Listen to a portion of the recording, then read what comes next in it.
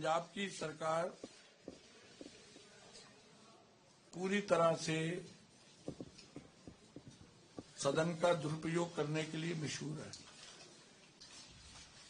ये सदन का शीतकाल सत्र नहीं बुलाएगी, मानसून सत्र नहीं बुलाएगी, लेकिन विशेष सत्र बनाने में मास्टरी है इनकी। और सदन का दुरुपयोग अपनी नाकामियों को छुपाने के लिए और इल्जाम लगाने के लिए किया जाता है। कल भी वही होने वाला है। और मनरेगा को लेकर कल इन्होंने विशेष सत्र बुलाया है। मुझे लगता है कि ये सरकार भ्रम फैलाने में, पंजाब के अंदर वैमनस्य पैदा करने में सरकारी तंत्र का प्रयोग कर रही है। ग्राम सेवकों के माध्यम से एक तरफ फेडरल सेक्टर की दुहाई देने वाली सरकार है, देश के पार्लियामेंट में कोई कानून पास होता है, उसके लेकर अगर आपको कोई बात कहनी है, कोई ऐतराज है आपका, तो आप बोल सकते हैं, चर्चा का विषय बन सकता है, तो सुझाव हो सकता है।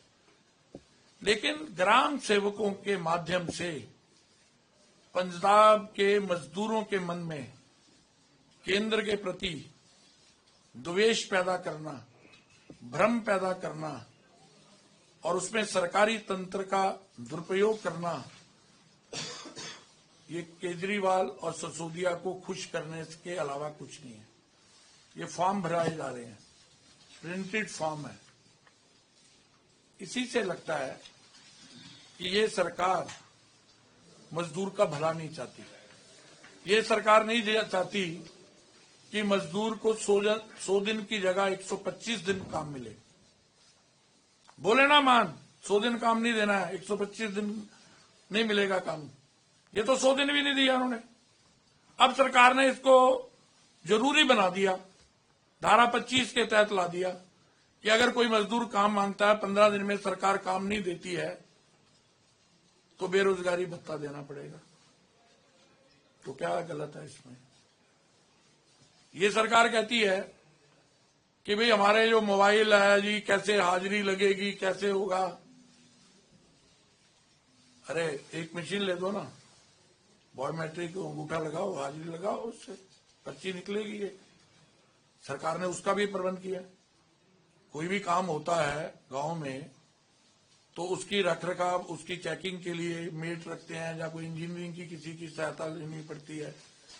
तो सरकार पहले 6% देती थी उस काम के लिए, 9% कर दिया उन्होंने, कि ताकि वो चीजें कैसे बन रही हैं। सरकार क्या कह रही है? ग्राम का पूर्ण विकास हो।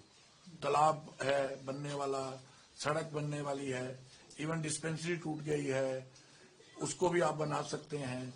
अनेक प्रावधान किए हैं। और यहां तक कि चेक डैम बनना वाला है किसी गांव में, बाढ़ की स्थिति पंजाब में आती है, बाढ़ की रोकथाम के लिए गांव कुछ करना चाहता है, तो क्या नहीं होना चाहिए?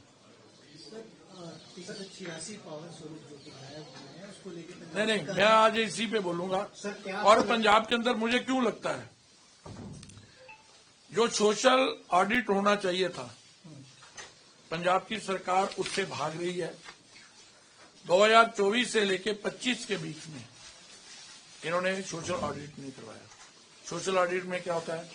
जो काम होना हुआ है उसकी क्वालिटी क्या थी, मजदूरों को समय पे मिला, उनका मेहनत आना, और काम कैसे हुआ, जितना कहा गया उतना हुआ या नहीं।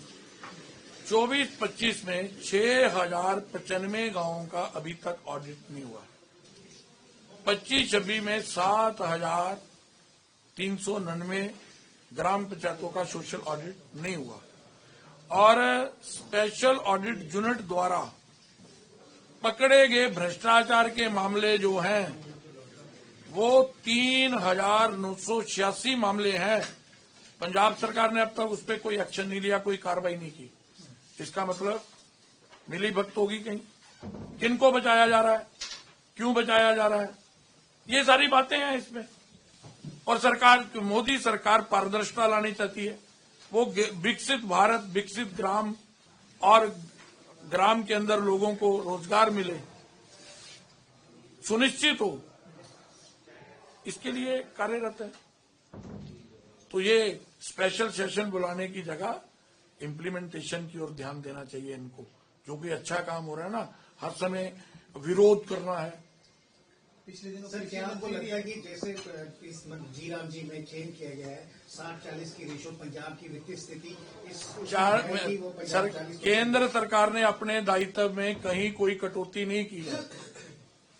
पहले मानो मजदूर को मिलता था 240 रुपए, मान साहब कहे कि नहीं 400 नहीं मिलना चाहिए, बोले कितनी बात है। मजदूर ताकतवर हो, क्या नहीं होना चाहिए? क्या बेरोजगारी भत्ते की गारंटी नहीं होनी चाहिए अगर काम नहीं दे पा रहे? इसमें क्या कहां तो कोई चूक है?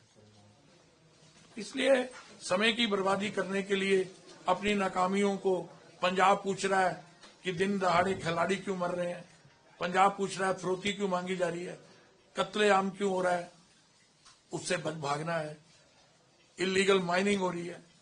पंजाब पूछ रहा है क्या बना युद्ध नशों के विरुद्ध का। तो उन सब चीजों से ध्यान भटकाने के लिए पंजाब के अंदर जब सरकारी तंत्र का दुरुपयोग करके इनके केजरीवाल और सिसोदिया को खुश करने के लिए द्वेष का भाव पंजाब के अंदर पैदा करने की कोशिश की जा रही है, ये दुर्भाग्यपूर्ण है। हम इसकी निंदा करते हैं। सर, अरावली को लेकर रीडिफाइनिंग के लिए सुप्रीम कोर्ट, मेरे को पंजाब के विषय में आज बोलना था बस।